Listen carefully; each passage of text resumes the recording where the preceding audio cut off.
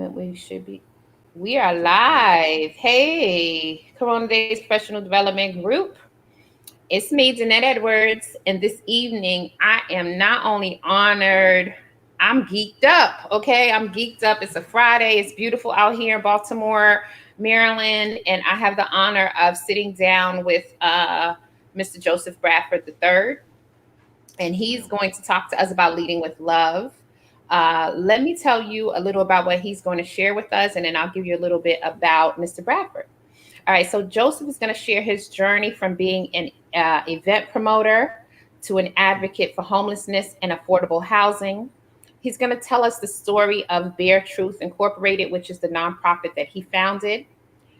He's going to also tell us about balance, ambition, respect, and encouragement, and how he uses those four things to combat homelessness and hunger and empower others. A little about Joseph. So, Joseph Bradford III is the president and founder of the nonprofit organization B.A.R.E Truth, which is Bear Truth. He was born and raised in Kansas City, Missouri, and now resides in Los Angeles, California. Passionate about serving and empowering others, Joseph began feeding homeless people on Skid Row out of his car and turned it into Bear Truth Incorporated. Their mission is to make the world a better place through advocacy for homelessness and affordable housing. Bear Truth is an organization that provides mentorship, independent living assistance, and wellness services to impoverished individuals and families, helping them attain healthy, purpose-driven lives, ultimately changing the economic and living conditions of communities. So you guys know how it goes here. I'm gonna remove myself from this broadcast. I'm going to turn it over to Mr. Bradford III, and then I'll come back in a little while. Drop your comments and questions and show him some love. All right, I'm gone, and it's over to you, Mr. So, thank you, everybody out there. Thank you watching. So, like she was saying, the name of my organization is Bear Truth, and it stands for Balance, Ambition, Respect, and Encouragement. So, I'll just start with the letters. So, the B is for balance. I believe that in everything we do, we need balance. So, whether that's work-life balance, whether you have kids or whether you're married, whether you're going to the gym, whatever it is, you need to have that proper balance. Like sleep, you have to get enough sleep. If you don't have sleep, then you can't do this or you can't do that. Like you can't spend all your time at work if you have a family, or you can't spend all your time in the clubs if you have a wife. You know what I mean? So we all just have to have that equal balance. And sometimes throughout our life, we choose to put more energy into one thing versus the other. But that's, you have to decide like where you apply that energy and where you pull back from. So ambition, anything that we do as well, you have to have that drive, that extra kick just to get up in the morning or go after your dreams or your goals.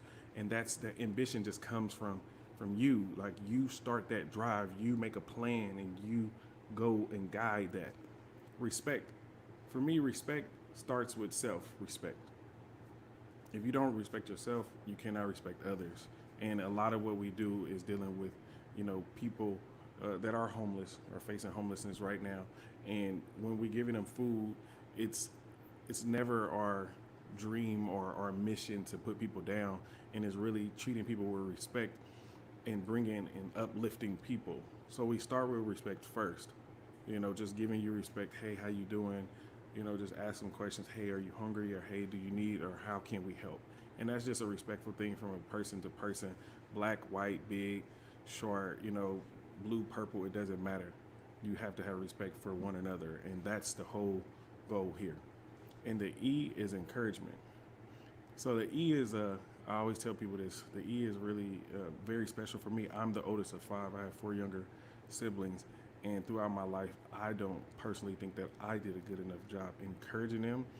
I just used to feel like I wanted them to be Joe number two, Joe number three, Joe number four, Joe number five, instead of really embracing who they are and their differences, even though that we're siblings, but really just embracing them and what makes them special and really encouraging them to do and be the best version of themselves. I was always talking down to them. And it got to a point where I realized that that was wrong. And I loved them to death, which is the reason why I was pushing that way, because I wanted so much for them, but I also had to let them be them. And so The E 100% is for my brothers and sisters. So I love them to death, and I just want the best for them. So that's the mission, and I have truth on the back. So because I believe that I have a truth, you guys have a truth, and it's just I don't want to force my truth on you, just like I don't want you to force your truth on me, just like I was doing to my siblings. But I just feel like with these four core values is something that we all can use and live in this world and make it a better place for all of us to live here. Okay, so that's the name of the organization. That's kind of where I draw a lot of my inspiration from. That's where we start from. Those are the four things that I lead with and guide, through this world. So from there, so like she said, I was born in Kansas City, Missouri. I have a lovely mother that's still with us. My father passed away at when I was 7 years old. We went to a lot of funerals before I was 10 years old. Everybody was dying around us. But I tell people one thing, my mother never, never, never, never gave up on us. She was always there, regardless of, her challenges. Listen, like we all do. We all have challenges. I'm a parent now, and so we understand parenting is hard, but it's worth it. And so I thank my mother every day for what she did for me and my siblings. So just growing up, we faced our different challenges. Like I said, we ended up our house caught on fire, so that was like our the first time I could really remember experiencing homelessness. Right, so within that, we had to stay in a battered women's shelter. We stayed in another shelter, and I just remember that, throughout those journey, there wasn't really a lot of people, really I felt that was really kind of helping us, and I hated that because I feel like we could have been, or we could have moved so much further if just people, extended a hand to help versus looking down on us, you know. And so we end up making it through. We never lived in a like on the streets or anything like that in a tent, but we did experience our own challenges. And I was old enough. I think I was around like 13 years old, so I remember it, vividly. But I also remember not wanting my mother and my siblings to ever have to go through this. So a lot of my inspiration, what we do with the homeless population, is really, I draw from personal experiences from there. So from there, I ended up going to college.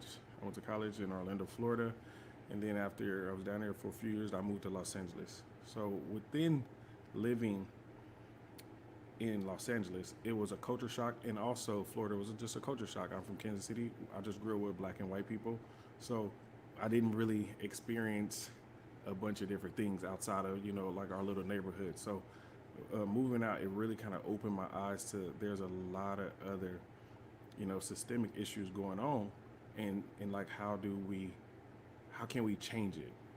But I always knew, just coming from a bigger family like with my siblings, that in order for us to change anything, we have to work together. First, we have to acknowledge the problem. Honestly, we have to acknowledge it.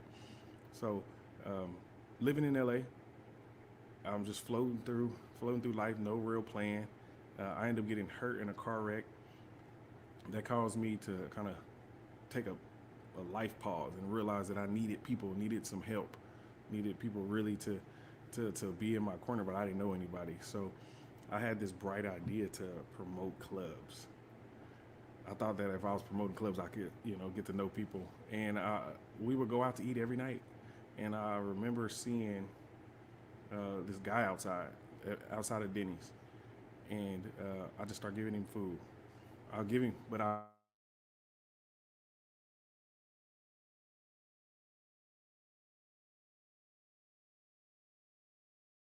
give him nobody would want to come with me.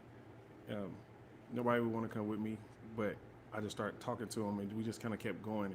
Eventually, I realized like this man has a whole story, about why he's here, and it's not just like he's just a bum or he's just homeless or he just wants to be here. It was really a little bit deeper than that, but I had to take the time to really get to know that. And so from there, I just kind of extended my efforts, like just me by myself. We would go out and just under bridges. I would ask the people at the local 7-Elevens, hey, can you, give us the food, or to the pizza shops, and just really trying to get out there as like a one-man band man. And, and sometimes it was just by myself, but I really got to know people's stories and really ask questions and talk. I'm a talker. I love to talk. So it was really in those moments where, we really got to um, really know the person and not necessarily just judge the situation. So after a while, I just got the organization, and just over years, just it just got too big, and I had to turn it into a nonprofit to be able to attract larger donors or people wanting to help out in a larger capacity. But obviously, they wanted that that tax benefit, which was okay. So we turned it into a business, and we start going down to Skid Row all the time, every week.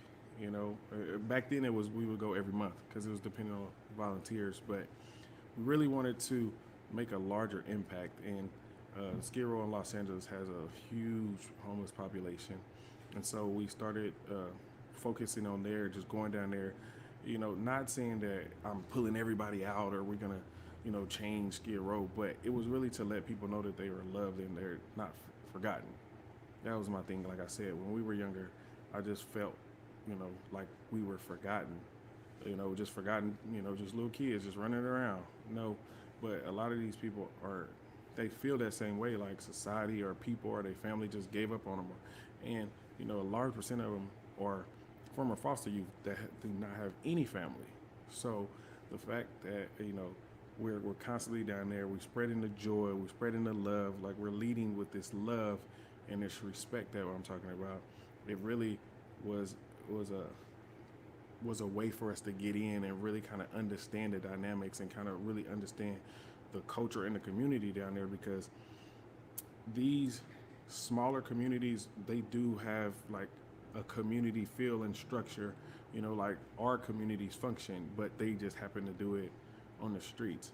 So it was just a good thing, just going down there and just being with people, and from there, after doing it for so long, it had to be like, what's next? My Within my life, I was always thinking about like what's next, like what do we do next, and so that's where we started, the housing program, and was really to offer it to single men and women, that were facing, homelessness, and really trying to pull people out and give them those skills to reacclimate to society and function in a world. But so when we go down to Skid Row, we do offer the resources, and we do ask, you know, what do you want to do? Like, what's your plan? For some of those that we've been knowing and was able to talk to, like, what's your plan? And we just try to connect them to services, and then try to connect them to housing, and then now trying to connect them to jobs. So it's really a very strategic kind of plan to really pull the people out that really need it and that really that want it.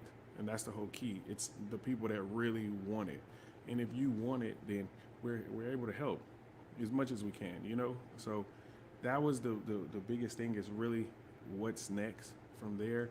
And like I was telling you guys, I lost my father when I was younger, so we have a mentoring program because I really wanted to catch those young men and women before they ended up homeless. Because once I was down there, now, like I said, talking to people day after day, week after week, we realized that they're foster youth. These kids are 18, 19, been down there 20 years, 25 years, or, since they aged out of the foster care system.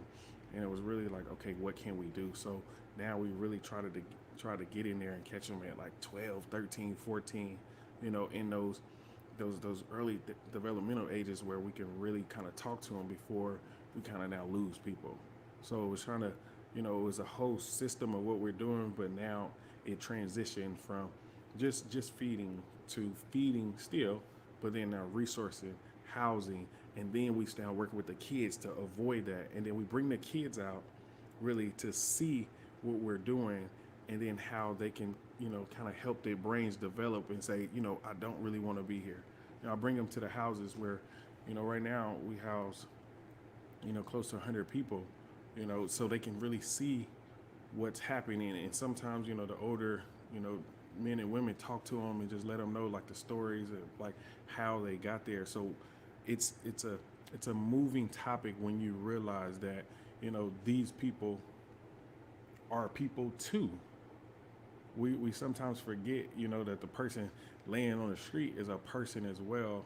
I just quick story. We would always give start off with like peanut butter and jelly. Everybody likes peanut butter and jelly. Well, most people do. But then I quickly realized that not everybody likes peanut butter and jelly. You know, some people have different food allergies to peanut allergies.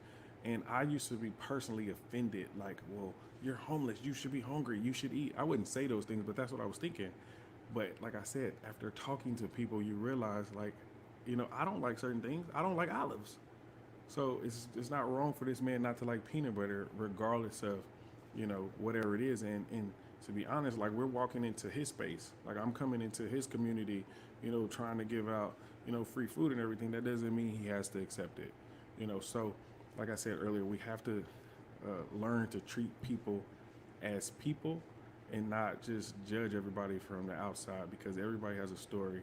And the only way that we learn people's stories is, one, to listen, and then to listen with an open ear, and not listen just to listen, but listen with the intentions of right.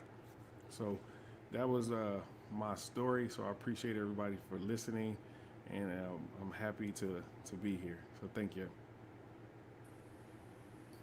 Thank you, Joseph. Let me No change problem. this view because I wanted you up there Oh, okay. first. But let me do it. Okay, you see, I told you I have issues all the time. Oh, no problem. I wanted you to be the main screen, but it's not doing it. Okay, we'll do it like It's, this. it's fine. I like it like Um, this too. um, thank you for sharing your story. No worries. Thank you for the work that you're doing. I really appreciate you for doing the work that you're doing. It takes a special kind of person Thank you. to do the work that you're doing, and to do it with love and respect, and and real dignity, right? Not Yes, just ma'am. for yourself, but for the people that you're serving. I Yes, appreciate ma'am. that. It's interesting. I didn't think about it until even the first time I spoke to you. I didn't think about it. I didn't think about it until just now. There was a time when I lived in a residential neighborhood in DC, Mm-hmm.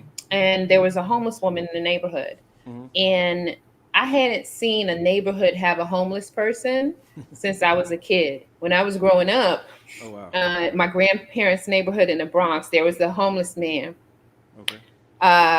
and he was like the neighborhood homeless man. So everyone Mm-hmm. kind of, did stuff for Yeah, yeah, yeah. him, and Mm-hmm. but he, for whatever reason, he was going to stay homeless, right? Yeah.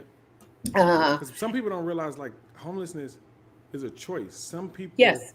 literally choose and want this life, and is just as coherent and as smart and witty, Hmm. as we are, but they Yeah. don't want the pressures of rent or Mm-hmm. bills. Like, and these are conversations that I've had with people, just understanding, because we float through life thinking, like, okay, we gotta pay rent, we gotta do this, we gotta do that, we Hmm. gotta do this, we gotta do that, and then not really giving ourselves another choice. Not saying that I would take that choice, but some other people think, like, well, I don't want to pay rent.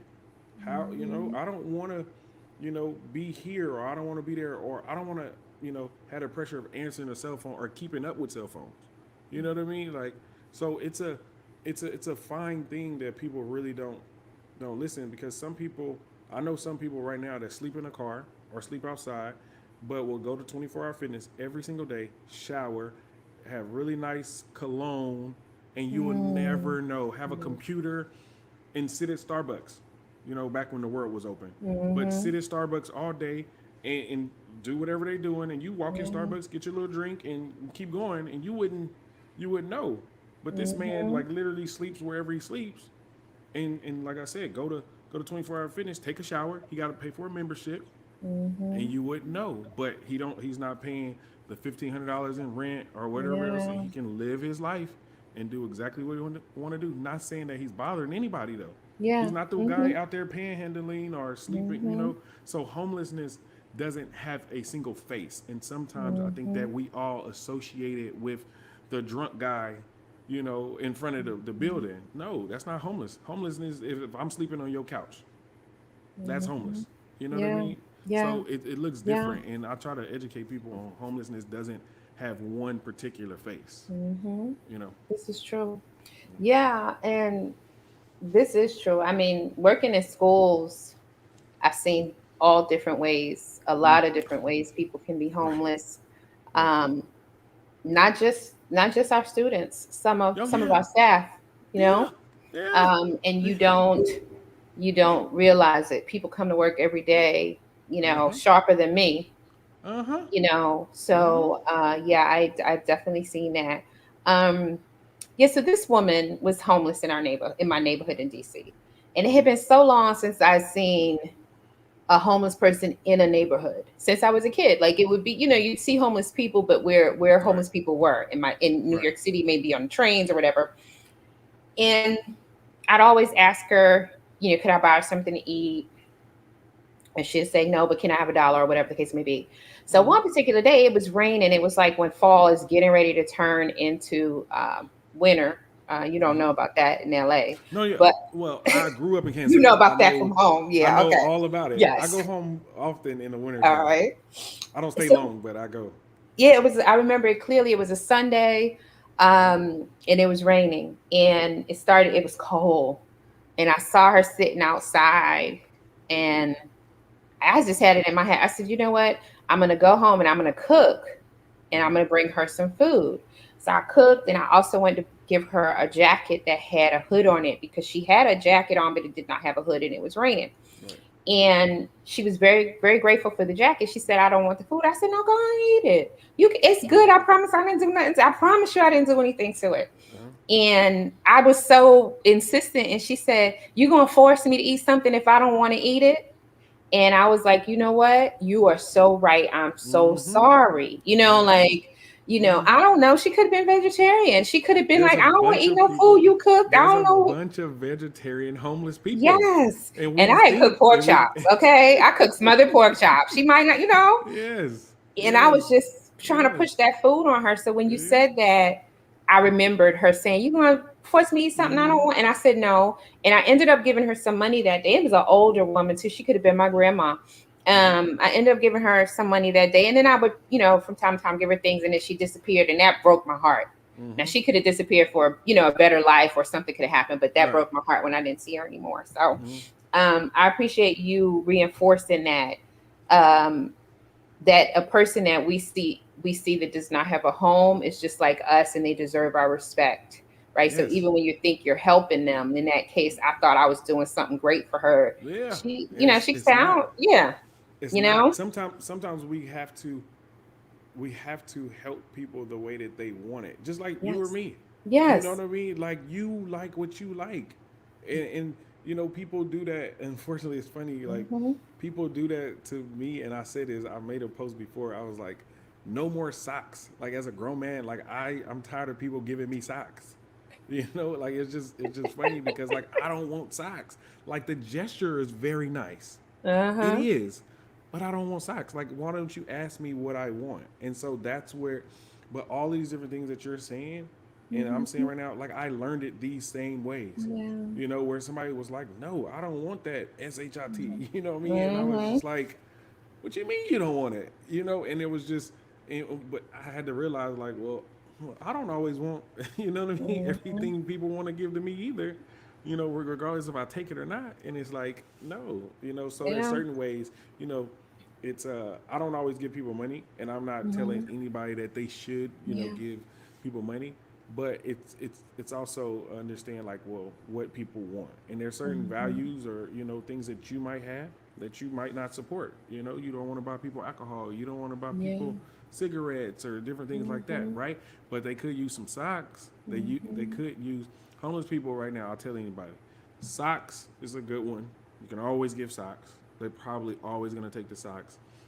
Nail clippers, because a Oh, lot I of never even times thought about they that. don't clip their nails, or they can't. They don't have no Mm. way to do it, and then that tears up their socks. Oh. Or they turn around and they use their socks to wash their face, their arms, their Oh. body. So then now the socks are bad, and now they don't have any socks on their feet, and now their feet get Mm. bad. So now if we give them hand towels, now they have Mm. something to wash their face with, wash their body. They have nail clippers to clip these different things. You know what I mean? So, but I only know that because I was having Okay. conversations with people Oh. and saying, "Well, what do you need?" I'm sorry, like you don't want this peanut butter and jelly sandwich. Okay, okay. Forget it. But what do you need? And Mhm. sometimes a lot of people say some very outlandish things that I'm like, okay, I'm not doing that. But something a little bit more reasonable, and maybe we can do it. So now I ask my volunteers. It's like, yo, I need hand towels. We need towels. We need these. We need that. And so like even like duct tape. Duct Mm. tape for homeless people is is almost gold because they're doing something. Like right now, it's been raining in LA the last few days. Mhm. So like a lot of people down there is getting wet. Yeah. All their stuff is wet. I was just, we do our events on Sundays, but then sometimes I go out on Thursdays too if we have Mhm. a lot of additional things. So we was just out there yesterday, and these people are out there wringing out their Mm. mattresses, their covers, and different things of that Mm. nature. And then I was talking to one guy, and he was like, "Yeah, I just fixed a hole in my roof." Mm. On his tent. Like that's his house. That's his It's like I house. just Yeah. fixed it, and the duct tape, what I mean, came in handy. So Oh, okay. it's just Yeah. different ways. Are they using the duct tape to, you know, tape together two poles to hold this up because Mm-hmm. they treat their tents and different things just like We we do. treat our home. You know, Yeah, that's like their home. it's, That's it's where one they're at. time the guy told me to take my shoes off All before right I walk now. in there, All right. and I was just like, really? Like in my brain, I'm Mm-hmm. thinking but then I realized, but you know what? I just got my carpet clean too. I need you to take your shoes off when you Okay. walk in my house. Yeah. So it's the same thing. The lady told me, she was like, well, I go to Victoria's Secrets. I get my bras the same place you get your bras. I go get my All nails right done. now. I do this. You know what I mean? She was like, I need certain things the same way you need it. Mm-hmm. I just don't pay rent. I choose to Mm-hmm. live out here, off grid living. Mm. So it's a very, when you really get into it, it's a lot deeper Mm-hmm. than just, oh, that homeless person. You know what I mean? Yeah. That bum over there. Nah, they be having advanced Mm-hmm. degrees, Mm-hmm. and a lot of these people do go to work, but they can't now afford first month, last So, month, security yeah. deposit. You Mm-hmm. get what I mean? Especially Yeah. living in a lot of places, places very expensive like L.A. or New Mm-hmm. York. You know what I mean? Like, and now if you done messed up before when you were a teenager, now you got that eviction. You know what I Yes. mean? Then now they're gonna ask you 1,500 for the first month, 1,500 for this, another fifteen Another hundred for that. That's forty 1,500. five hundred Yeah. dollars. 4,500. Yeah. You know what I mean? Like, and if it ain't Mm-hmm. tax time and you got some kids, like, Mm-hmm. where do you get Yeah. that? And then I can't afford to give you 1,500 because I'm trying to pay my $1,500 rent or more. You know what I Yes. mean? So Uh-huh. I hear you. it's a big thing. So then they Yeah, it's turn a around never and, ending and live down cycle. there, but then you still got to Mm. eat every day. They still do take showers or use Mm. deodorant and brush their teeth. So they still steadily buying stuff, and now they trying to Mm. cope with society putting them down, or you cussing them out, or me cussing them out, or me throwing something Yeah. at them, or they Mm. get, so it's a lot deeper. It's not just, Yeah. these people are homeless. Yeah. Sorry, I went on that little rant. No, no, it's okay. I want to hear it. We want to hear it. We need to Yeah, hear it. We don't know these yeah. things. So, okay, another thing just now you said in terms of like people with degrees and being Mm-hmm. homeless, did you see or do you know of the story of the man?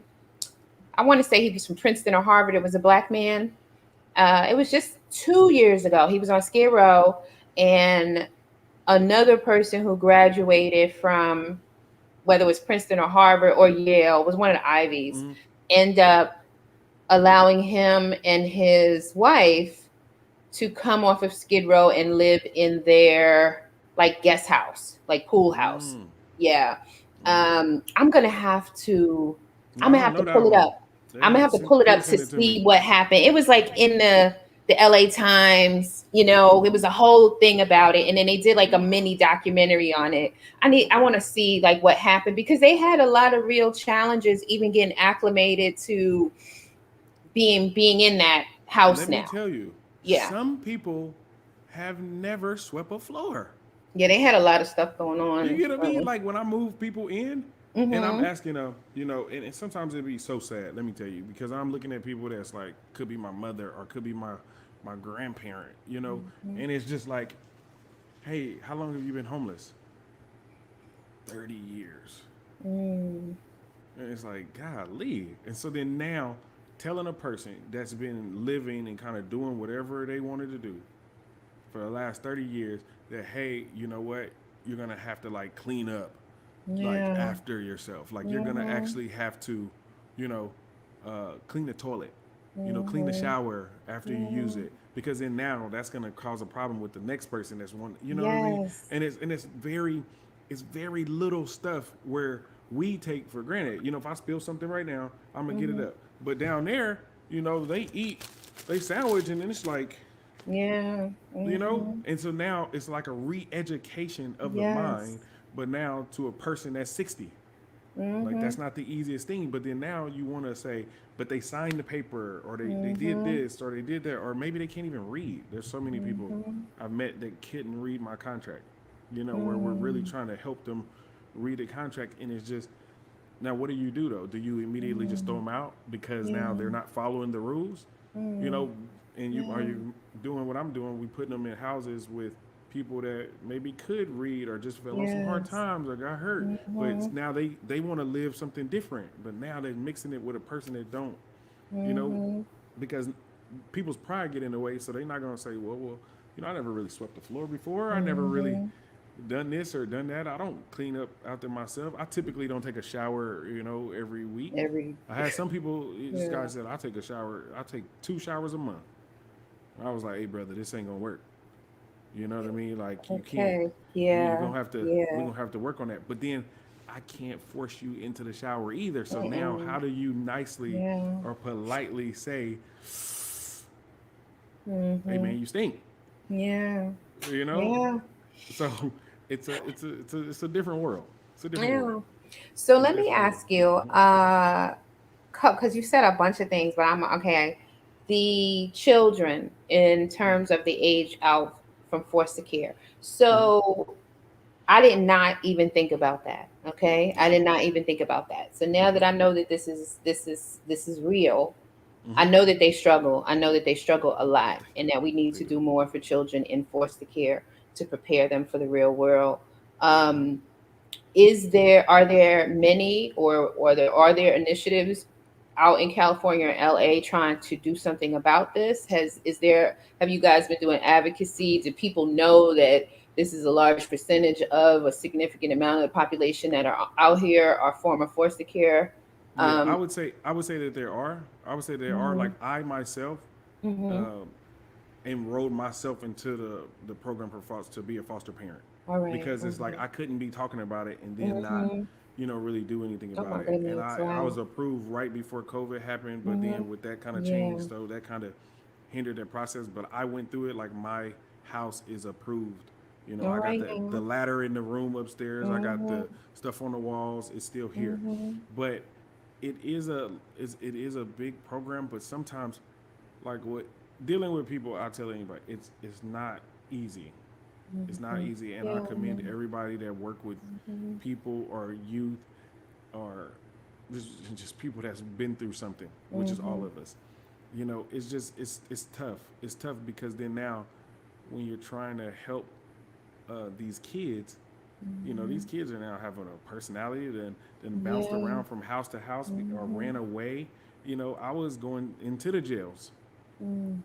I was working with this one kid that was 14, and my kids are 3 and 4. So I didn't really Mhm. want a kid so much Yeah. older, Mhm. and they asked me, hey, I think this kid, he's been through some stuff, you know, but go down there and talk to him. And then so it was, and I was going into the jails, like Mhm. into an actual, juvenile detention where it looks like a jail, like what you see on Mhm. TV. It's like that, and they got these kids that are 14, 15, and younger, in there, and going there every week.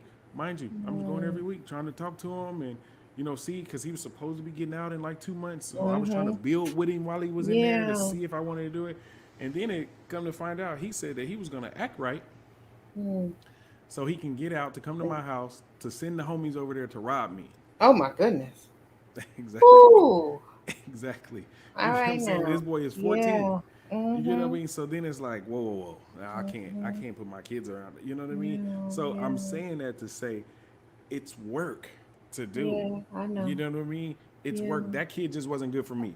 Mm-mm. Yeah. Mhm. Maybe he might be good Yeah. for There's somebody else, somebody but else. he just Yeah. wasn't good for me. Yeah. And I don't feel bad for that. And I tell Mhm. people And you don't feel shouldn't. bad Yeah. for it. You have to do what you can do. Mhm. But there are a lot of programs, but it just takes a lot of work because I mean, I've heard now so many different stories that it's like I didn't even know these things, are happening this way. And but Mhm. the programs, but it's hard because then now I don't care what anybody say, how many degrees you got, but once you're in the situation, like you as a person kicks in versus what that Oh college yeah. told you. You Yeah. know what I mean? Like you're listening to these kids Mm-mm. talk or whatever else, Mhm. or they treating you a certain way, and it's like that degree don't Mhm.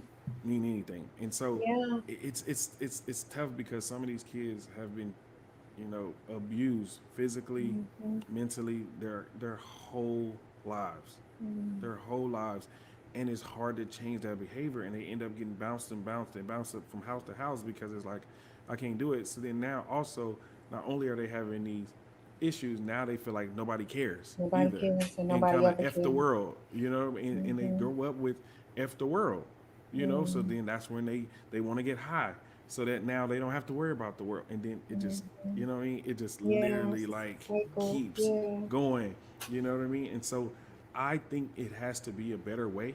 I Mhm. can't tell anybody what the better way is, It is. Yeah. because some of these kids, they come in and been getting abused from years from their parents or grandparents or whoever else was around them, Mhm. and then now by the time they meet you, you're a stranger. They ain't talking to Yeah. you. So it's got to be a better way. It has to be Yeah. um, a better way. But just throwing these kids out at 18, Yeah. I just can't say that that's the right way. That's the right way. Yeah. Yeah, I can't say that it is, because then now think about this. This kid doesn't have no family. Mhm. They age out because they only keep them until they're 18.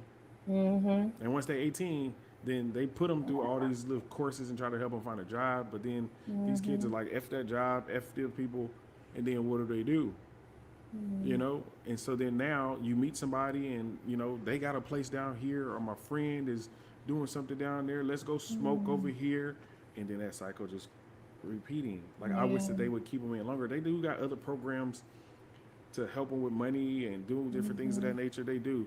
But sometimes even with that, all these They different still programs need that we're more. talking about, they make it Mhm. so hard to like qualify or get into. Mhm. Even the same stuff that we do. They Yeah. make everything so hard Mhm. for us to do it. And then after a while, this kid is saying, "I just want some help. F this," and Yeah. now they gone. Now we done lost them, never to see them, Mhm. again, or we see them down there on the streets or walking around. Mhm. So it just, I don't think that we should just let them go. No, I think that I the agree with kids, you. I feel like the kids are not loved enough, and they feel it because then now they'll tell you, "Oh, you only here because they paying you to be here," which Mm-hmm. is true, which is Mm-hmm. true. You Yeah. get what I mean? But it has to be a little bit more love, because then they see right through that. Like, you're just Mm-hmm. checking a box. Hey, what's your Yeah. name? Blah, blah, blah, blah. Just Mm-hmm. checking a box just to get my check, and then just off. And it's tough because then now the workers are underpaid, Yes. understaffed. So now she has to rush out of there to see 50 kids in one day, and she got to Mm-hmm. drive and got to do all this, because now she's thinking, well, if I don't get this all done, then I'm gonna lose my job, and I gotta, Mm-hmm. it's all of that. So I understand what the kids are feeling, but I also understand what the workers are feeling, and it's just not a good system. We got a lot Yeah. of money going to a bunch of other Other programs stuff. that's not really Mm-hmm. helping. But then these programs right here, we really need it, but we don't have the money for it. Or somebody, a program like mine, where I'm asking them, hey, I'm willing to Mm-hmm. help. But they giving you a Give us the million hoops money to jump through. just to get, Mm-hmm. just to get to Yeah, it. I I need to be know. able to pay the people Uh-huh. to go Oh over there yeah. and help them, but I can't, Mm-hmm. because you got a family, I got a family, so Mm-hmm. everybody has to take care of themselves. Yes. So that's where it gets difficult with Yeah. all these different programs and initiatives that people, Interesting. This is organizations a like mine, yours, everybody's trying to mm-hmm. do, but then it's like the people that Yeah. are controlling the money don't, they're Mm-hmm. not, They don't always, yeah, they not always it's align not with what coming. we're doing. Yep. It's the last thing I'll say on the foster care. So when COVID hit, and then I'll move to something else. You said when COVID hit, I'm not in this environment. I didn't realize that one of the things they were so worried about, and it was true, it happened, that the foster kids that made it and got to college, what happened when the colleges closed? They had They nowhere to go. go. Where They they had go? nowhere to go. Where I they didn't going? know. And Yeah. some of these kids was can't wait to get to those dorms. Can't, you know what I mean? And Yes. then now, boop, Mm-hmm. Yeah. So then they closed boop, like last year this boop, time, when it boop. first started, late March. So these kids were sent nowhere, Yep. right? Right. And I said, "Oh my God!" Like my heart was breaking. I didn't know any kid, but I would have taken anybody in, and there were a couple of schools that did stuff like kept their dorms open. Some had got them in hotels, and Right. but not all. All Not schools all. did Not not do all. something for those students, and Mhm. so that's a shame. It So we is. could go. Mm-hmm. No, I'm saying it was. And then for somebody like me that was gonna take a kid, because when you and Mm-hmm. they give them, then the social worker come, this person come, all these Mm-hmm. people come to support you while you have the kid. But then they tell Mm-hmm. us, well, COVID happened. We not sending nobody nowhere, Nobody. Yeah. right? So now Mm-hmm. you trying to tell me you want me to take this kid Mm-hmm. in with what to do with them?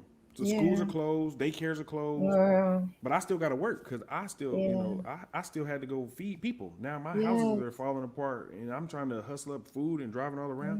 What am Mm-hmm. I supposed to do? Take this random kid that I don't know with me that could have whatever behavior issues, and do what with them? And that's when I said, if y'all could Yeah, find there's me a something way. to Yeah. do, you help me out, I can help out. But Mm-hmm. if you can't do that, I can't just leave them at home Mm-hmm. by themselves, because then now I'm gonna go to jail too, because I Yeah. done just neglected Yeah. this kid that been neglected his whole life. No, so it sucks, and I feel Yeah. so bad. I feel I so think bad, that but people yeah. don't think it all through. So let me ask you about this. Well, let me just say Mm-hmm. this. So one thing you said, it drives what I do here in Corona Days. So Mm-hmm. when you said you wonder why people didn't help us, Mm-hmm. right? So you wondered Mm-hmm. why people didn't help your mom and you guys when after your fire and you needed help. Mm-hmm. Uh, that like not having that need met is largely what drove you, Right. right? And that's the same thing with me. So everything here with Corona Days is I needed the things.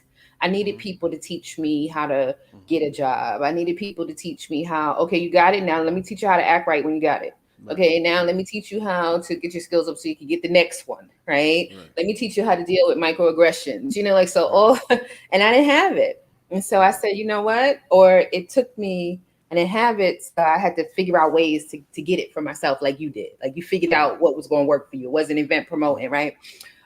But everybody doesn't do that. Everybody doesn't Right. do both of those things. Everybody Mm-hmm. doesn't say, "No one helped me, so I'm going to help others in that way." Right. Some people say, Right. "Nobody helped me, so bump you. I'm So here," yep. Yep. right? Yeah.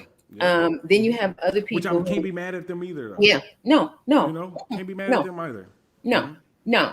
Then there's some people who nobody helped Mm-hmm. me, but I Mm-hmm. figured it out, right? Like you Mm-hmm. figured it Mm-hmm. out. And so you're okay. But there are a lot of people who, without having that help, they will never figure it out. Right. And so I Right. love that you're leading with love out of your own from your own experience of lack, right? Yeah, everything is like even from the way that I treat my kids, Mm, because my father wasn't here, and he abused drugs. I'll tell everybody that. I know I didn't say that earlier, but drug and alcohol abuse. He ended up having a seizure and he passed away. I think that's mhm. a very selfish thing, personally. Yeah. But because of that, I don't drink or smoke. I All never right. have. I never will, because 100. It's 100% because my father killed himself. When people say like, "Why don't you?" It's because of that, and I Mm, think it's selfish, and I don't want to now take myself away from my kids now. And I have my kids a little bit later in life than a lot of people, but I don't want to. I want to make sure that I'm there for them, and I love the hell out of them because I didn't feel that. I didn't hug a man till I was like 31 years old. You mm, know what I mean? Like I just never done that. So it's a lot. All of my programs and a lot of what I do comes from not having it, understanding how that felt, yeah, that and felt, then yeah. not wanting somebody else to feel it as To well. feel that. Yes, not yes. I love it. 100%. So do you have boys? Two boys. Two boys. How old again? 3 and 4. 3 and 4. Okay. Mm-hmm. I know you used to take them out there when they were babies. Do they understand the work you do? Do they have some understanding that you're helping Have people who? have no idea. Okay. All right. It's okay. Not It's yet. all right. They Not will. yet. Just because no, they Hmm. will one day. Yeah, They will. I'm Hmm. just I want them to be Kids. like when they get about 7 or 8 years old, Hmm. they're gonna be there all the time. They're Okay. gonna All be right. It's gonna be one of those things that they always knew. Like, yeah, Hmm. we got out. But what's funny is that We was at the barbershop. Only like a few people know this because I told them, but we were at the barbershop 2 weeks ago. Mind you, I never used to get my hair cut when I was Mm-hmm. younger. My mom always, if you looked at her house, like on picture day, that was her messed up, like cutting my hair. And so, and it was, I guess it was nice back then, like, but when I got of age and got my own money, I always been going to the barbershop with me. The people in the barbershop know me. The people in the barbershop even know what I do. Actually, I'm throwing an event at my barbershop tomorrow, giving away free haircuts for kids Oh wow, I love tomorrow. it. But my regular barber, he was busy, and I had to actually go pick up my youngest son. So I Mhm. had the other barber cut my son's hair, and I was a little bit nervous because I don't Yeah, I do know how y'all do. stuff like I that. know. But after he cut my hair, I asked the guy, and I know him from the barbershop, but he's not. We don't never do money transactions. Hmm. So I asked him. I said, "Hey, how much I owe you for my son?" And he was like, "Joe, I, I just feel bad charging you for anything because of what you do for people." He was like, Oh. He was like you're a legend in the streets. Like I don't know what to say and what to do. And I was just like, come on, man. Like you provided a service. Thank you. Yeah. But I'm gonna pay you. And and later on that night, my oldest son, his name is Joseph as well. He's the Oh. fourth. He's the So I fourth. just All right yeah, now. he's the fourth. So I just call him Baby Joe. So Baby Joe. Baby Joe was like, my dad. And then I looked at him and I was like, what? I didn't understand like what he was. I was like, what are you saying? And he's like, my daddy's a legend. And I just didn't I didn't remember like You heard where it. he where Yes. he I was like, where did you say that? And then I thought back like the other guy said Hmm. it at the barbershop and it was just funny. And so for me, personally, like I don't have any like good stories of my daddy. I would tell you that he loved me Hmm. because he's my daddy. You Yeah. know what I mean? Like I would say that, but I don't technically know it. Hmm. Other than, but I know him and my mama had their own things or whatever like that. Hmm. So I don't know that, but I don't want, if something happened to me today, I want my kids to know that I love them and I try to make it better for them, which is a reason why I do a lot of the stuff that I do. I sacrifice the time to make sure, and I said it, I'm gonna sacrifice a lot of time while they this small, because they're Hmm. not gonna remember. So when they get older, they'll be able to remember it. No, I But love it's all it. comes from what I didn't have all the time, What you didn't have, yeah. all the time. And while it is okay if people don't operate from a place of, this is what I lack and this is what I have now, and so Right. I'm going to help those who don't. Right. I wish more people did, right? But I Mm-hmm. do wish that more people did. Um, Let me ask you about what you have behind you. So, what you have behind you on the wall, Oh, let me see. yeah, right? Uh huh. So, okay.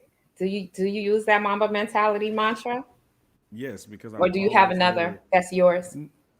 Um, well, mine is I use his Mm-hmm. for sure. He was like I cried when he died because I play basketball. I've always have, and moving to LA was a added plus because then I was able to see him play like regular. I was able to watch the Right. Lakers play, but just being the best version of oneself. I say that all the time. I'm just trying to be the best version of me, but my thing is really is if we change the way we think, we change our life. And I honestly believe that because a lot of things is based off of what and how we think, and that's where I get the my truth from. Because like I grew up somewhere different than like people here in LA. So people here in LA really think a lot different than I do. I mean, even from words that we use, like I say pop, they say soda. Like at Soda. first I didn't know what that was when I got here. You know what I mean? I was literally asking for pop, and they was looking at me like I was crazy. So um, but I really think that a lot of things is really if we change we change the way everything, and that's what it was. That's what I was talking about earlier, just changing the perspective and the way I think about homeless people, or when we was talking about the foster care system. Like it's just that, and it's just like in all these situations, it's like, what do you want? But that's a change in the way that you might have been raised. It might have been a change in the things that you've seen, or the things that you even think you like. You know what I mean? Like in Yeah. Kansas City, like we didn't eat like sushi, stuff like that. And when I first moved out here and somebody tried to get me to eat sushi, I was like, ugh, no, raw this, raw, right? and don't get me wrong, I still don't really eat the raw and all that other stuff. Hmm. But now I But you like eat a some of it. California roll. Yeah, Yeah. but right now, if you ask my mama to eat a California roll, and I don't know if she's watching, but I bet you if you ask her to She'd eat be it, she's like, gonna say no. no. She gonna tell you Uh-huh. no. Yeah, no. She Uh-huh. gonna tell No. you no.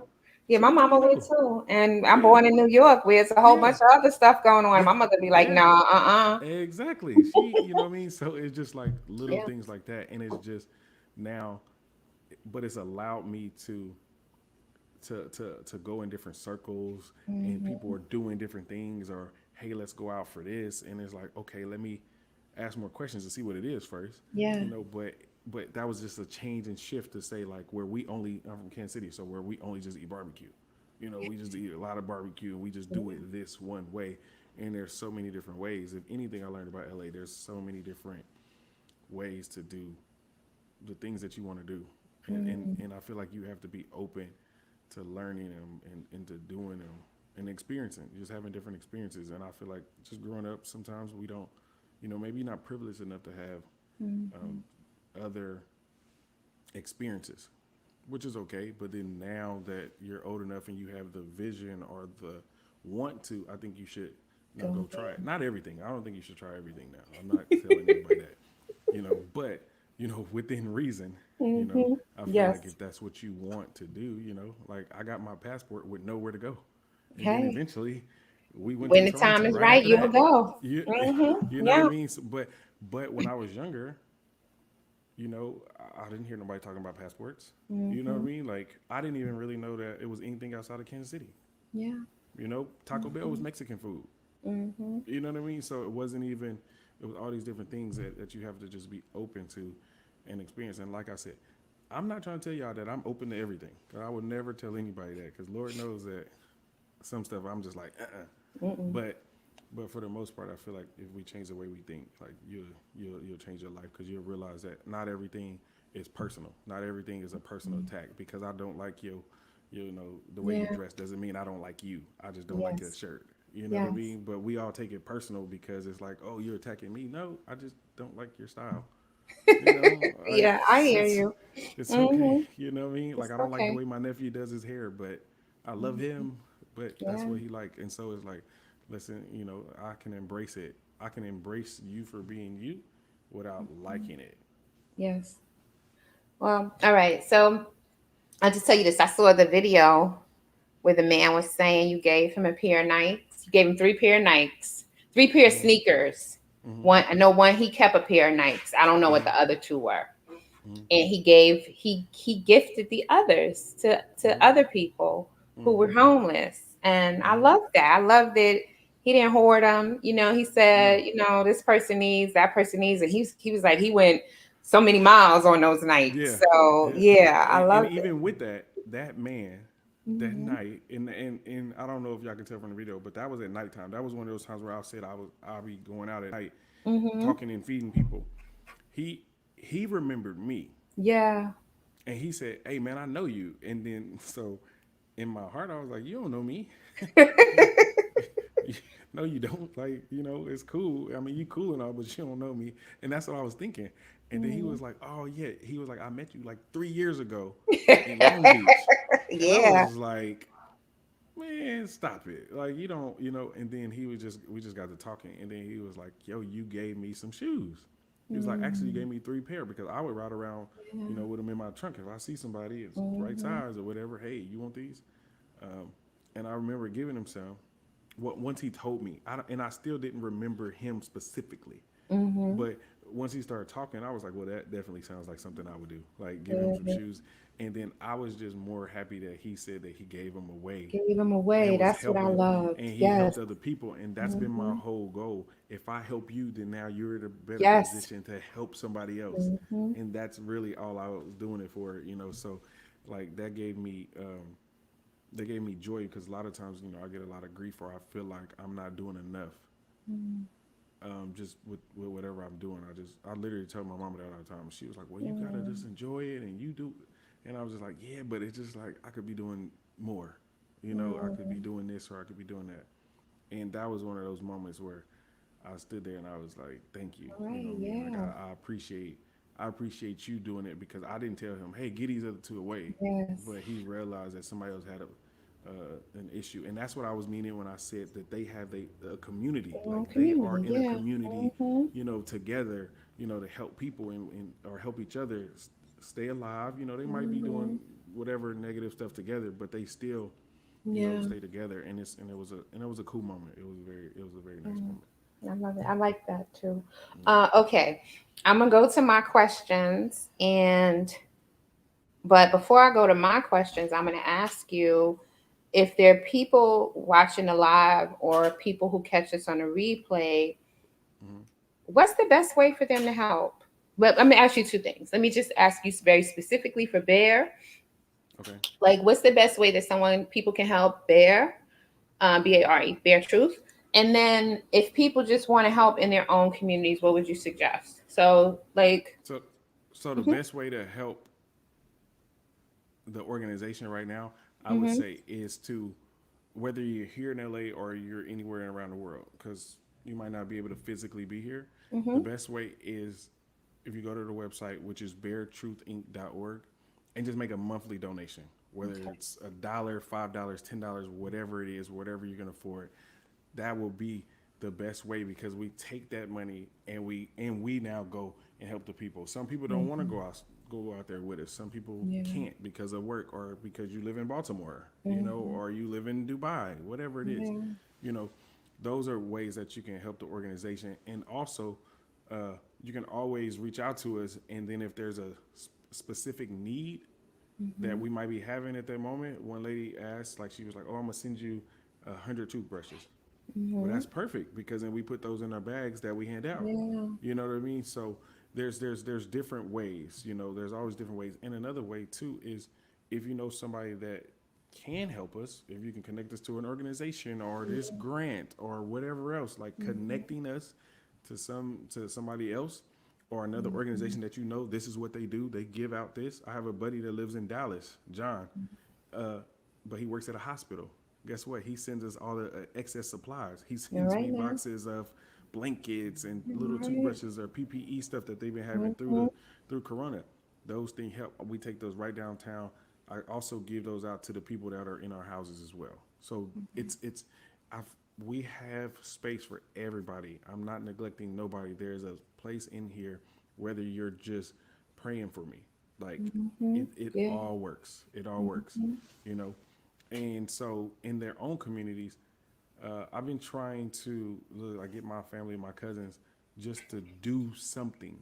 mhm. I'm not telling anybody to do what I do All because I right, do something, understand yeah. that what I do is not made or created for anybody else. What I'm Mhm, doing is literally made and created for me, and I completely understand that. okay, But whether you did something once a month, once a once every quarter, once every 6 months, once a year, but be consistent with the people and be honest. Like, don't tell them that you're gonna be somewhere or bring something and then not do it. Like, I really pride myself on doing it because they will turn around and look forward to it. Like, they will be mhm, standing there. If you tell them 12 o'clock, they're standing there waiting for mhm, you. But homelessness might not be your thing. You might love animals. yeah, Go mhm, volunteer at the animal shelter yes, because there's another nonprofit founder just like me that's doing the interview or just like mine and want people uh-huh, to support them. And it's like yes, whatever that you love to do, I would tell anybody to do it. Like whatever you're really passionate about, I would tell you to get behind. If you like music, then go volunteer at music in a music place or music this, or you love kids, go volunteer at a camp. Like go ask how you can get involved talking to kids, share your own story because you're not alone in whatever that story is. Just like me, I'm not the only person that had a young mother with 5 kids. yeah, There's other young mothers that had 7 kids. You know what I mean? mhm, So there's a way and there's something for you. And I think that a lot of times when in this space that I'm in, when I say that, I run a nonprofit and when I'm asking for money, people feel like, oh, if I can't give $1,000, then like, what is my dollar mhm, gonna do? yeah, Your dollar does a lot because your dollar with 1,000 other people's dollar, now I got a okay, thousand dollars. yes, You know what I mean? Like that $1 means something, and people just don't realize that because now that $1, I could now turn around and then add my dollar with it and now buy Mhm. somebody a meal or Yeah. slice of pizza or something. And Mhm. people realize, people really think that they little voice or whatever doesn't matter. And I'm telling you, those little voices turn into a loud scream really Mhm. fast if we all get behind it and help. And that's all I've been asking people to do. Just get behind it and share, either even share my videos. Yeah, Let that's somebody that's see it. yeah. Like That's I'm how trying to people get on sound. Ellen. I'm trying to get on Ellen. You know Yeah, what I mean? She's I'm right trying here to in get that. you there. She right here in LA. Like I'm trying to get on Mhm. Ellen to tell Ellen about my story. I'm trying to. I seen Oprah just did an interview with the prince and the princess. I Yeah. think I'm maybe saying it Mhm. wrong. Maybe Yeah, the okay. print parent prince. Yeah, yeah. Mhm. She just did an Yeah. interview. Why can't I? I want to talk to Oprah. Yes. You know what I Yes. mean? Okay. I Yeah, want I to talk to want you. Oprah. Yes. You know what I mean? Like, but you might know Yeah. somebody that knows somebody Know that know somebody. her. Know I somebody. don't Yeah. know. I don't know Mhm. Oprah. I don't know nobody. Yes. This is who I know right here. I know my friends and I know a bunch of homeless people. Those are the people that I hang out with. Yeah. Okay, so but it's just sharing it, and that's what I'm saying. If you see Mhm. something that I post or whatever that we post, like it. Like let me know Yeah. that or talk back to me or give me suggestions. And I always tell people I don't know everything. I just know the Mhm. way that I've been doing it that's been working. It Mhm. might not be the most efficient way. I don't know. But if you find something that's more efficient than the way that I'm doing it, please let me know. Yeah. I So I think hear you. that's the way that people can, just help in their own community. Just start doing something. And that's the problem. We don't I feel like everybody wants to do something good with their life, but Mhm. sometimes they just don't know where. And I Mhm. just feel like once you start doing something, then you'll quickly realize like this wasn't good for me. Or I really like this. Yeah. It And we can speaks to move my from there. soul. Yeah, but you just got to Yeah. do something. A lot of people that don't do anything, those are the people that we really need to get to. Yeah. All right. So I'm going to my. So I live in downtown Baltimore, so everybody knows. You hear that? I Yeah, got oh got everything going on. I didn't know if they was chasing you. Yeah, if it's not that, it's the dirt bikes. We have like dirt bike races, and they will be right here on my street. Um. So, okay, I'm going to my questions. So I have 3 questions left, guys. I see you Okay, still on with us. You're out there. So if you have any questions or comments before Joseph leaves, drop them because I see you guys are on. that's Um. good. Thank y'all too for being Yeah. on. I can't see if Yeah. He anybody's can't see on. I y'all. thought it was just me and her. I don't know. So Mm-mm. if Can you anybody's can't listening see to the this, thank you. comments? People put comments up. Yeah, but it hasn't been a comment in like It hasn't 30 been a minutes comment in a that while. I Yeah. seen. Oh, okay. Okay. See, I Mm-hmm. didn't know. Okay. Yeah. You see. Yeah. Rhonda had a lot of stuff to say, so Yeah. thank you, Rhonda has a Rhonda. lot. Yeah. Is she She's like still the is queen she of still comments in there? the group. She's Yeah, still she's here. still there. Okay, Uh huh. thank But you, it's other Rhonda. people and they don't make comments, and it's all Okay. right, guys. You Yeah, know, no, it's okay. I it's appreciate okay. it though. Thank y'all for listening to me. So I have my questions. I have 3 questions, guys. You know this how this goes. So, Corona Days Professional Development Group. Part of our mission is that, well, our mission is that we work with marginalized and BIPOC individuals and groups, and we want to increase workplace representation through provision of free training, mentorship opportunities, networking opportunities, and other resources. Uh, Anybody can be marginalized by anything, so it's not just like I'm black, I'm a woman, Right. all right. Right. So I always ask every single presenter, no matter who they are, um, if they have ever been in a situation or have experienced marginalization, um, particularly if it's not the obvious ones. So if Oh, you've okay. ever been in an experience, I could give you a million about being a black woman, Oh but yeah, I'm about to say yeah. I can tell yeah, you that was but if not, if you haven't, yeah. whatever you want to share. Uh, I mean, I have. I'll say something that's like, let's say, that has to deal with my business. So, Hmm. I was going to this organization, and I wanted to. It was for housing. It was Hmm. to fill my beds because I know they're one of the leading organizations here in LA that help out with housing. So I went in there, and for me, this is just me.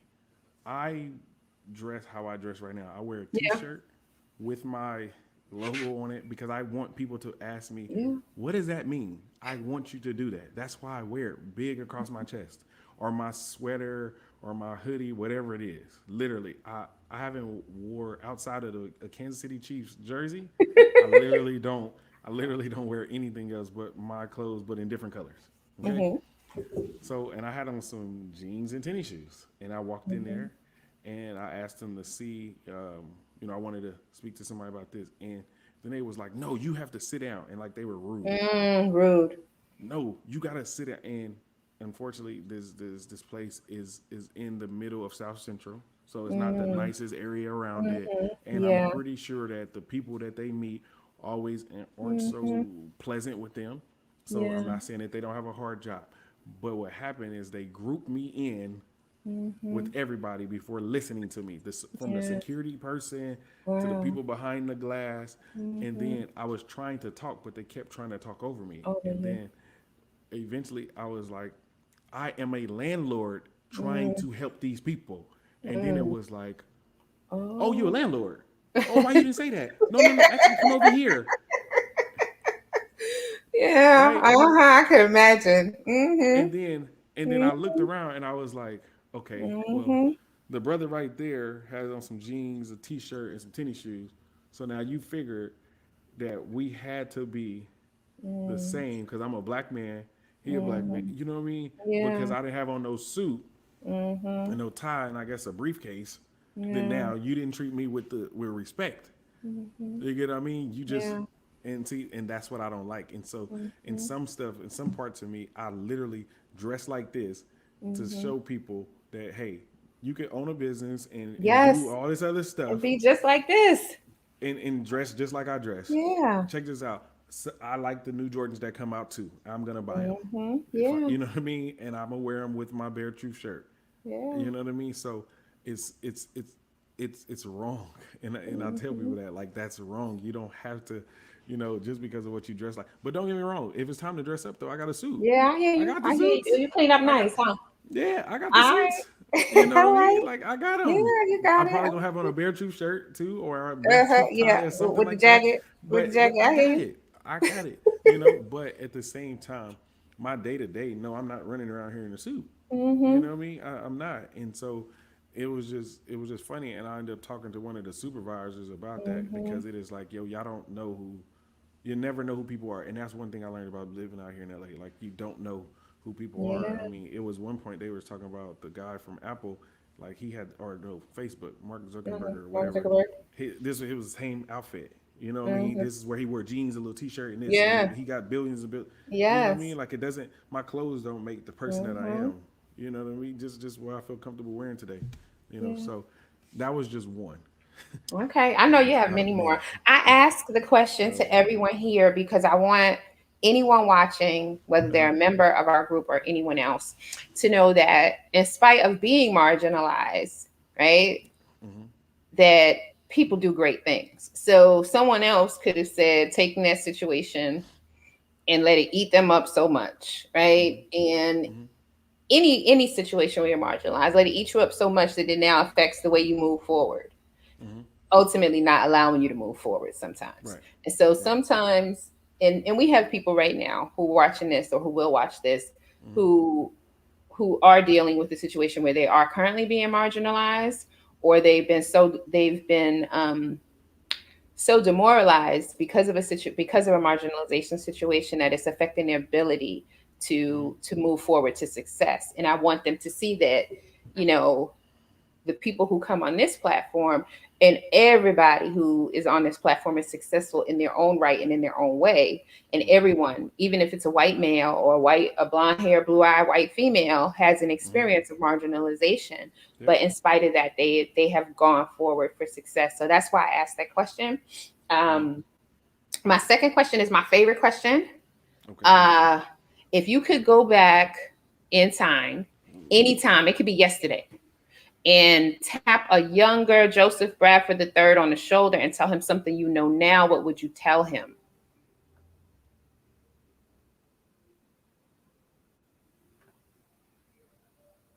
Okay. Honestly, I wouldn't do it. Okay. I wouldn't go back because then I feel like everything that I've went through have made me who I am today. No, And so you're not going to tell him anything? nah, I probably would no. Oh, No, no, because the experiences that you have okay. Mm-hmm. really help shape your tomorrow.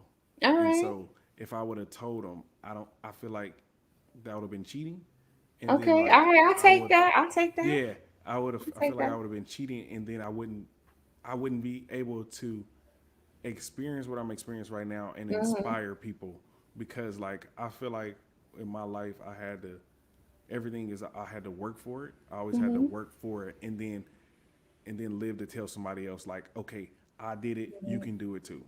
Okay. And then if I All feel right. like if I gave myself the cheat code, then Mm-hmm. I wouldn't have worked as hard, to Okay. get All there. right. And I feel I'll like let you. All right. yeah, All right. All right. yeah, I'll let when you have you that one. I don't really nah like it, but I'll let you have nah it. when you work hard nah when you work hard for it, you have a different appreciation for Yeah. things But versus okay. But you when it's didn't have to given to go you. back and give yourself the secret sauce. You could have been like, you know It, what, man. nah, You doing because the if I'm right gonna go thing going back, to I'm gonna LA, tell right? yeah, You could be like yeah, at 20. What how old were you yeah, when you were moving to LA?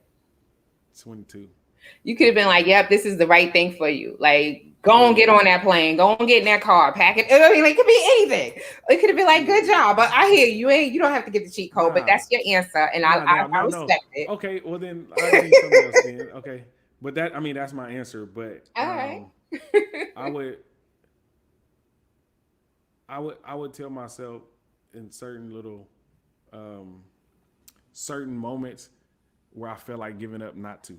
Not to. Okay. Yeah, I would tell myself don't give up. And the person that did that, let me tell you, the biggest person in my life that always told me don't give up is my mama. Your mama. All Even to this right now, day, she still mom. tells me that. Like if it would for her, like I remember crying Mm, in Griffith Park here in LA, and I was just like, I'm out of here, F California. I hate it. I hate the city, the mm, people, everything.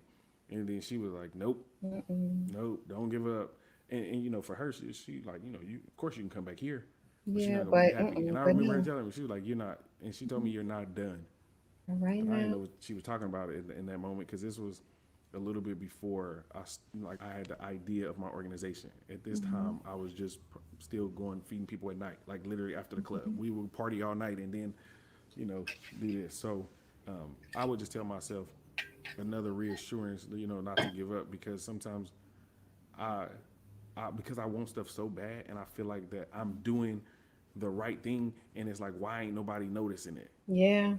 And I feel that like why Mm-hmm. ain't what I mean? Like no, I'm not gonna take my clothes off on Instagram, but why Mm-hmm. ain't this getting all these many likes or whatever? And it's like, well, I done this. Like the man last night told me, if it wasn't for me, he would have killed himself out there on the All streets. right And I now. gave him a Come place. on now. You Yeah. know what I'm saying? But then I had to realize like that's that satisfaction and that's Mm-hmm. what I'm looking for right there. Not necessarily needing the world to give me all these claps. Like when those people really say, I changed their life, that's what I'm really doing it for. Yes. So not giving up. Like I would tell myself Mm-hmm. not to give up Don't give up. because when I first started my organization, so many people told me that I couldn't do it or what are Mm-hmm. you doing?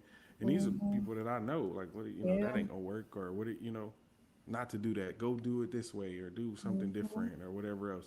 And then now those same people be like, man, I knew you could do You it, could man. I do it. always knew that. It's like, I know you did. Yeah, Mm-hmm. sure, sure you did. I So shared with you when we met. I have a couple of those kind of things too with yeah, CDPD. And one of the things that happened with me with CDPD is initially when I was on LinkedIn, I was so like, I'm doing this. This is helping people. I'm going to help all these unemployed people, people who are looking for jobs. And everybody should love what I'm doing. So when yeah, I would reach out to people and they'd be like, that's great. Crickets. I was exactly, like, huh? exactly, Wait exactly, a minute. What do you exactly. mean? But then you see in their life, like, cause you know them.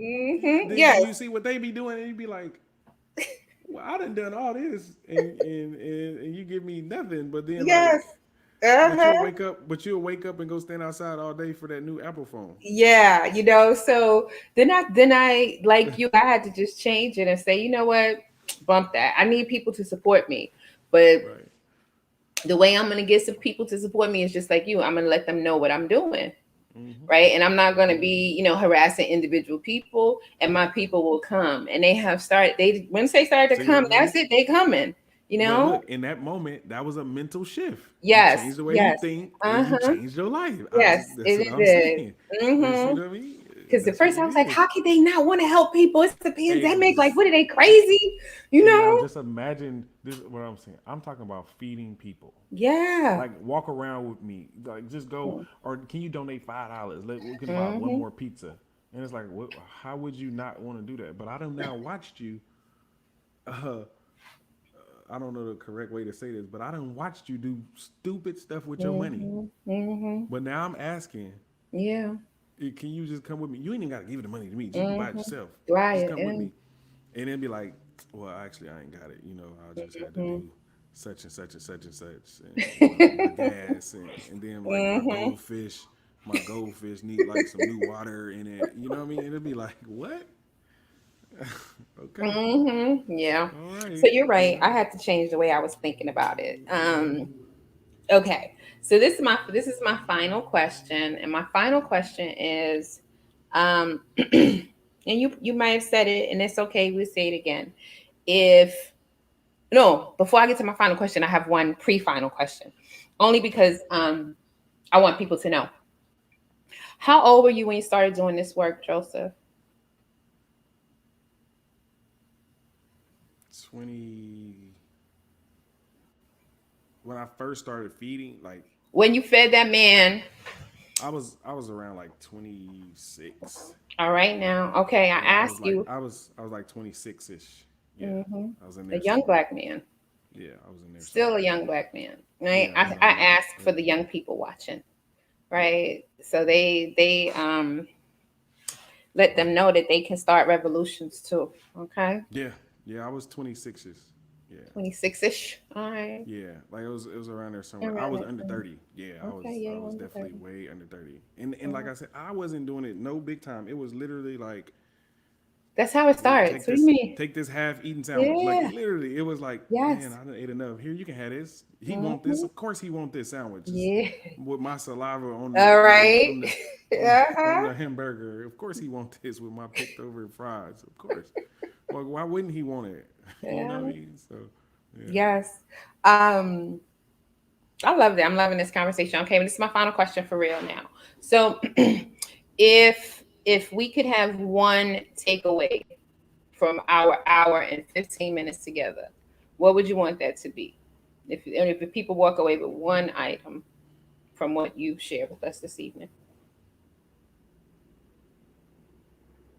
No matter what you go through, if you want something, if you want change, like it's gonna start with you. But you have to start to doing it, regardless of what anybody says. Like you have to like literally kind of have like tunnel vision, like earmuffs on, and just do whatever it is that you want, because you only know, because people know who you used to be. People don't know who you're gonna be, and people are always gonna judge you off who you used to be. Used to be. They always are, because that's all that we got. I mean, I'm guilty of it. You're guilty of it. We Yeah. all do it. You know what I mean? Like, oh, that's the same person. They doing the same thing over there. And we all do it. And so it's not a knock on anybody, but I would just tell people to use that as fuel, because like when that change is gonna happen. You know what I mean? Like Mhm. I don't know when it's hard for us to see it in other people, but random people will see it in you because they don't know. Yes. So they just Mhm. meet you at where you're at and where you tell them that Mhm. you're at. And so that's why when I said earlier is like make sure you um, make sure you do what you say you're gonna do. Because people are only gonna know what you show them. But you All gotta right. you gotta just start and not let people knock you down, because society gonna try to knock you down. Your Mhm. friends and family gonna try to knock you down, because everybody wants the best for you, and that's how Mhm. I always see it. I think that people in our lives want the best for us, and sometimes they think they know what's best for us, regardless of what Mhm. we know in our heart. Because there's so many people that was supposed to do all these great things and ended up being they were supposed to be a brain surgeon like their Mhm. parents, but then they're a music teacher at a school making $200,000 less than what they could, but they're happy They're happy. because they're doing what they were supposed to do in life, regardless of what the people around them told them to do. Yeah. Um, that's biblical too. It's not your name, but it's biblical. right? His Mm-hmm. Jacob. Mm-hmm. Wait, Joshua. Who was the jokester? You know, you're okay. Now I'm embarrassing myself. I'm gonna let you do it yourself. Rhonda, tell me in the chat whose name changed. Um, his name used to be Jacob Funny. Israel. Let me shut up because I'm I'm really. gonna let you do it to yourself. That's great. It's Think about it. who was the jokester in the Bible? Who was it? Was the brothers, and then Mm-hmm. his name changed. Who is it, Mm-hmm. Rhonda? Drop it in the chat. Uh, but you know what I'm talking about, right, I Joseph? know what you're talking about. Okay, okay. I'm just I who's know. who is it, Rhonda? I don't think the people out there know, but I know what you're talking. It's Jacob, right? Okay. No. Jacob If name changed. you Used to tell me be it's Jacob, I'm gonna take it's Jacob. Ishmael, right? Uh huh. Rhonda, Uh huh. write it in the chat before I end this live. It's Jacob's name, right? Jacob name changed in the Bible, right? Wait. Go look it Jacob up. changed to Israel. That's what it See, is. Yes. see, Okay. I told you. I Okay, said it a long Jacob. time ago. Here's Jacob, because Jacob was a trickster, right? And Uh that's huh. what people Uh always knew him to be. You a trickster, huh. you're a bad guy. So God had to Mm-hmm. change his name so that people could Mm-hmm. begin to, see him in that new light, because now he was a different person. All right. And y'all know I'm not so biblical, and I done proved it because I couldn't remember the story from Sunday school. But yes, but that's it's Jacob. Well, I Googled it now, Rhonda. Thank you. Yeah. Yeah. Jacob changed to Israel, yes, and Jacob was the jokester. And then Yep. they always say people will always remember Jacob. They always going to tell you about Jacob unless you show them you're new, you're Israel. So you're right. Okay, all right, I And love that goes back it. to, and that goes back to, like I said, I didn't know that you was gonna bring this story up. I know the Mhm. story. I didn't know you was gonna notice. Bring it up, but it still goes back to you want some Bible lessons. Rhonda's funny. Yes, we all need it. Yeah, give me some too.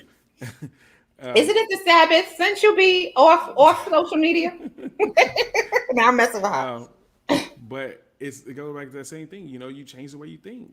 Like I Hmm. don't want to be this way no more. I'm gonna be something different. Yeah. And it's just once you do that, once you make that mental shift, like the world is yours, and it doesn't matter because then like you're gonna appeal to a different group that has nothing to do Yes. with, in a sense that old person.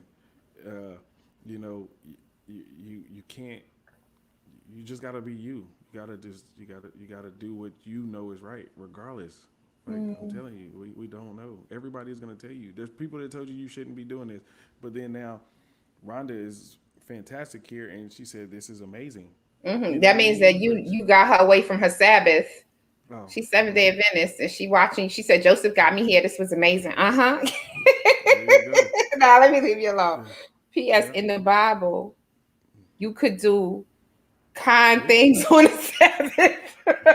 see, see, she. All See, right. Okay. Okay. You doing yeah, kind things. yeah, Listening to Joseph. yeah. Yeah. So, but yeah, we just gotta believe in ourselves. That's the thing. Believe in ourselves and just go for it. And whatever happens, I feel like All I right. feel like I done learned the most lessons about failing. Yeah. Me too. When I was getting dusting myself off. Mm-hmm. Uh-huh. I love this. All right, CDPD. I went a little long, but that's okay. Y'all stay with me. And Stormy stayed asleep the whole time. All right. There was a little in the beginning she came, but she slept. So you have that effect on her. All right. I appreciate you for coming out, No Joseph. problem. I am going to keep sharing your information. I'm going to Thank you. keep amplifying your voice. I have a bunch of people to connect you with too. And Thank you. CDPD crew, I'll be back out here on Sunday for our weekly review. Thank you all for coming out this evening. God bless you and good night. Thank y'all. All right now.